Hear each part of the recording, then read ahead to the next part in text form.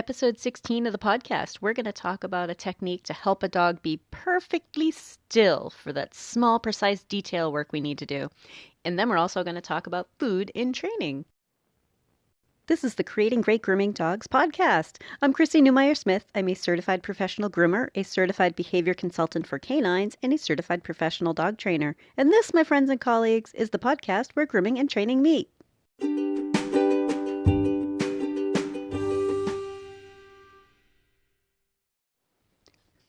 We've talked a lot about being comfortable, calm, and cooperative.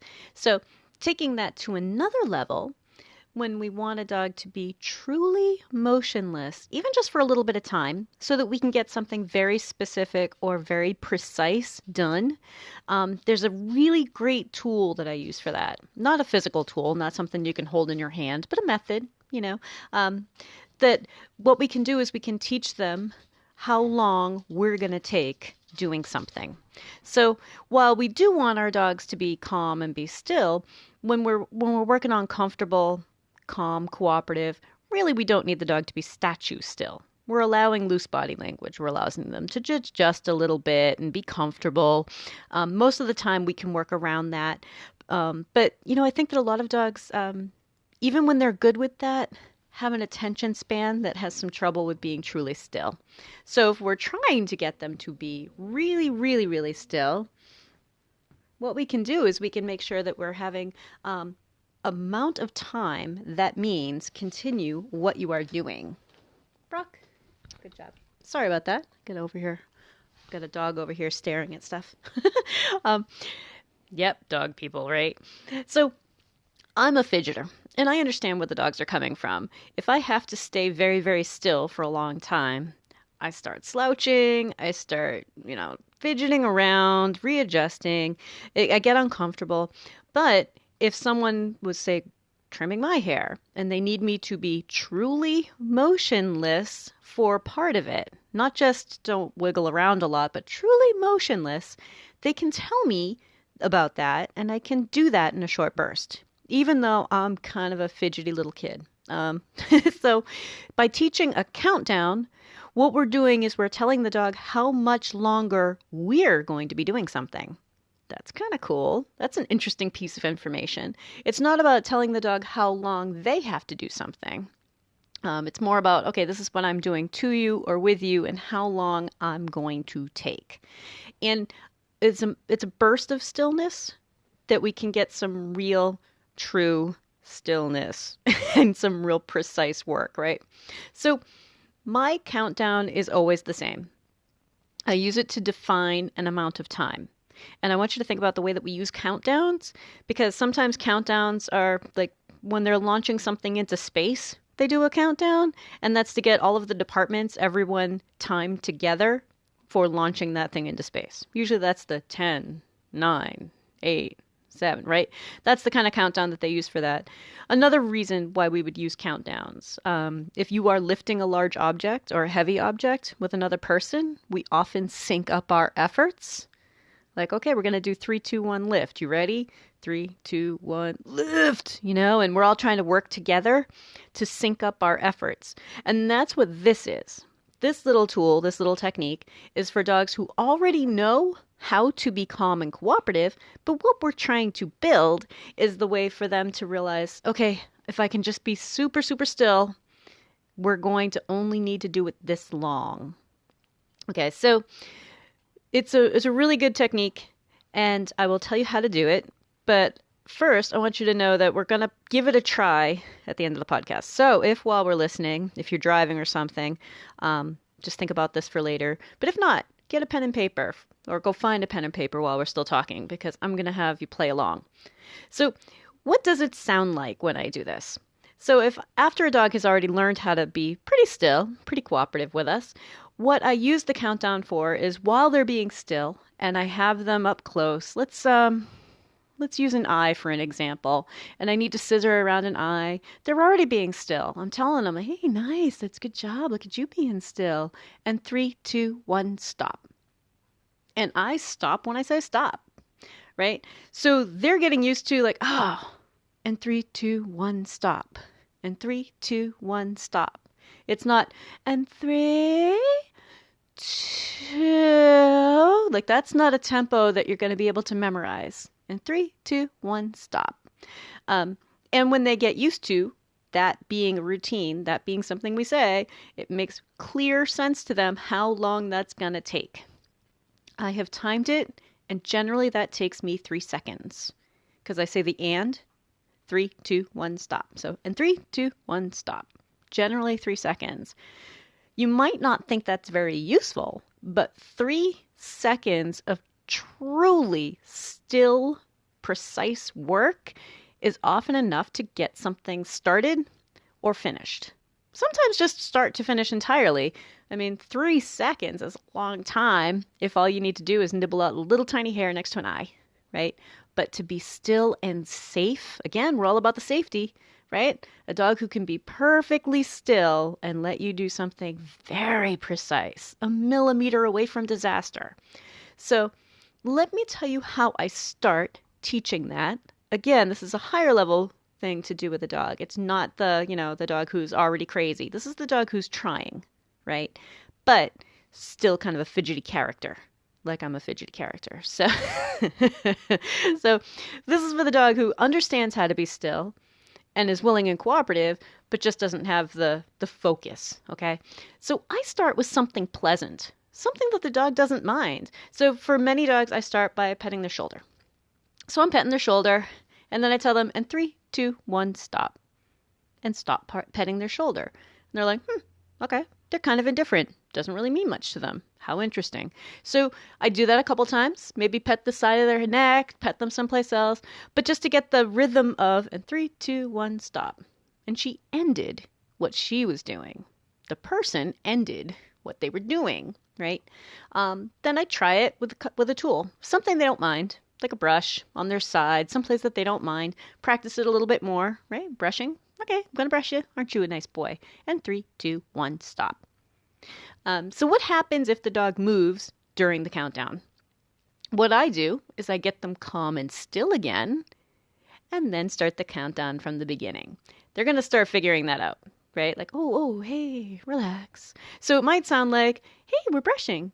And 3, 2, 1, oh, no, we need to calm down again.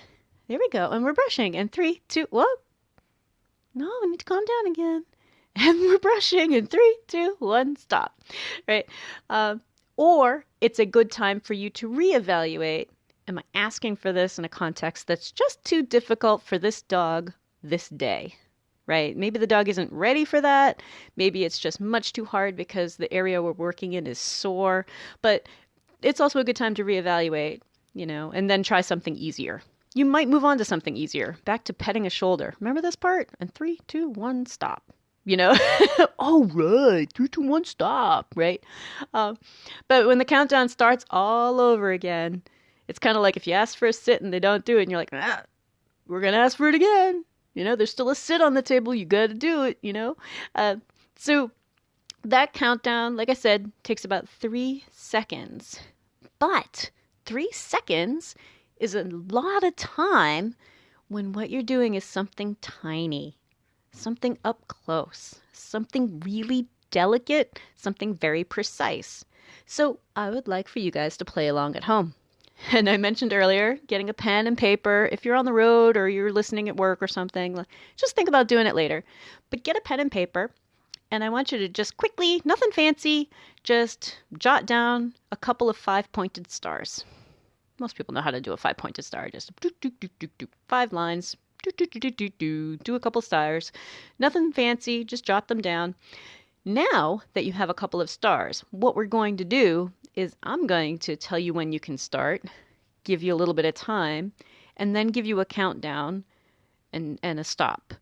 And in that time, I want you to, as precisely as you can, trace those stars. And think about that as each little corner is a little tiny Yorkie eye. Those longer edges, that's trying to get a nice crisp trimmed line along a schnauzer ear or along the edge of a pad of a foot, right? If you go out of the lines, if you get a little bit off, you've just nicked your dog. Like, that's a vet bill. Right? Play along. Because I think if you're not a groomer, it might be a little abstract. Like, oh, why is this important? But to be truly still for just a few seconds so that you can be as accurate as possible. So I'm going to get you started. Again, don't worry about finishing because in this example, if it were a Yorkie eye or a Schnauzer ear and you weren't done, we would just calm them down again and ask for a different countdown. We'd move on to something else and circle back, right? You don't need to get all of it done in this little burst, but the things that you do get done, you can do as precisely as possible. So you've got your stars in front of you, and you might be thinking, these aren't the stars I would have made, but that's okay. But those little tiny points, right? Be thinking about, I don't want to see double lines. Nope, you need to just totally trace that out as precisely as you can. So, all right, go ahead and start. Nice, you're doing a good job. There you go. The kind of things we'd say to a dog, right? And 3, 2, 1, stop. Now, I want you to take a look at what you did. And even though you didn't finish, is it nice and precise, nice and crisp, right? Is that Yorkie's eye still okay? Is that Schnauzer's ear bleeding? Is that puppy nail trimmed too close? Think about that tiny little bits of precise stuff. Did you nicorette them or did you actually go and just make a nice crisp line in that hair? There are lots of places that we need to be that precise. So when I gave you the countdown, I also gave you a little bit of coaching, got you started, but still that was only a few seconds, right? So now you're left with something that's probably not finished. Circle back afterward, which is what I do for many dogs that are having a little bit of trouble. I don't worry about getting both Schnauzer ears done at the same time. I don't worry about getting both Yorkie eyes done at the same time, or I don't worry about all of that all at once if a dog needs extra help being as still as possible. And then the rest can be as casual as we usually allow, right? Like, okay, back to brushing or something, going on to something that's not quite as rigorous. But I want you to think about using it as just another tool in your toolbox, a technique that you can add once a dog is calm, comfortable, cooperative, they're understanding the grooming process. It may be that this is a particular sensitive thing that you're going to be doing with a dog who already understands how to be cooperative with us and allow us to do things. And I use this tool all the time. I love doing this. But keep in mind, it's said the same way every time. So it's not like a 3, 2, 1, stop. 3, 2, 1. Nope. And 3, 2, 1, stop. It's very businesslike, right? We're not trying to trick them. We want them to get it right. We want to sync our efforts together. It is always, always the same. All right. In the next part, we're going to talk about food in training. If you're enjoying my podcast, please remember to subscribe so that you don't miss any episodes. I want to talk to you guys today about food in training because I find that a lot of modern dog training uses food as the sole reward, right? It relies very, very heavily on food. I'm fine with that in most contexts while they're learning, but I want to help people understand that that's not necessarily something that can be used in a grooming setting. So if you are using food to train and to teach some husbandry behaviors, to be able to teach dogs to be having people care for them, giving them haircuts, giving them medical attention, we need to also make sure that they are able to learn how to do it without the food. So if you're using food, you're going to need to fade it. If you don't want to waste time with having to fade it, you can try doing it without use of food because positive reinforcement, something added that increases behavior, increases the target behavior, is positive reinforcement. And what that means is that something was added, which could be a toy or petting, right? Like it could just be praise, like, oh, who's a good boy, The reason why food isn't necessarily a great choice is because a grooming setting is quite unique.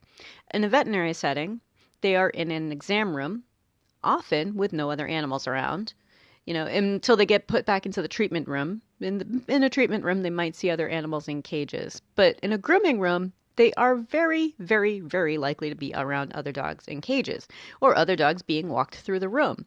And we don't know as groomers if these dogs have an issue with food. So having one dog on a table getting food, that dog may be fine with it. But another dog in a crate may suddenly start getting really kind of anxious and growly with other dogs because food is around, right? It's not the same as other settings.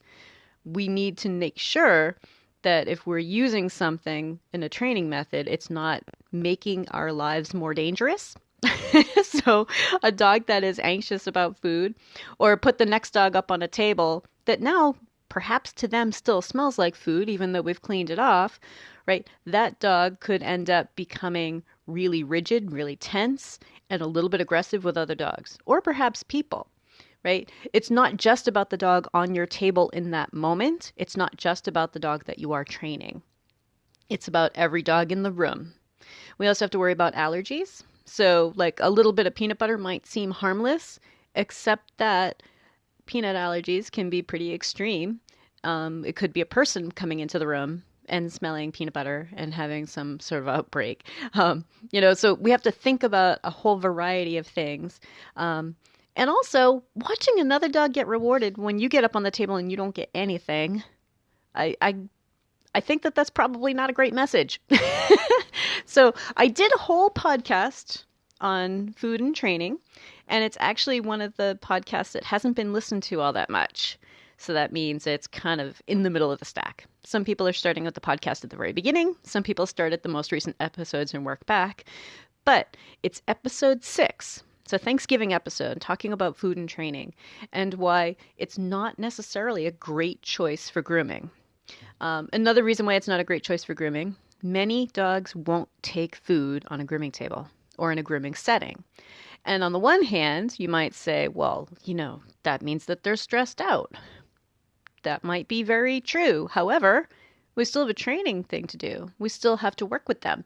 So if we are teaching them at home or teaching them in other contexts that, oh yeah, and this is a treat fest, and now there's some place where they won't take treats because they're a little bit stressed out, we kind of missed the mark. We need to help them understand, oh, okay, I can still do them here. I can still perform this action, or I can still allow someone to do this to me, or for me, or with me, or above me, or around me. But we don't have to rely on food. All right, I find it gets it gets used pretty heavily. So many places won't allow food because it can cause problems with all the other dogs in the room. It can really, really throw a wrench in the works. So I would love if people are interested in why food isn't necessarily a great idea. We can go back to episode 6 and I talk about food and training. In the meantime, we have lots of ways to tell a dog how well they're doing, and we don't have to rely on food. There are lots of ways to train. In fact, I use little breaks pretty frequently. Little petting, a little bit of squeaky talk, a little bit of toys.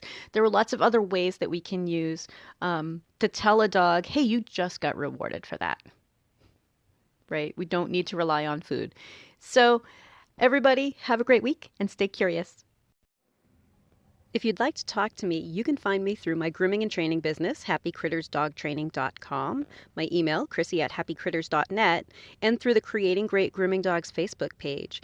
And we have these awesome devices in our pockets that allow us to do live video with each other. I can help you with the dog on your table. We can set up live lessons, and you may be surprised at how much we can get accomplished together via video. I'm also happy to come to you if you're near my area in southern New Hampshire.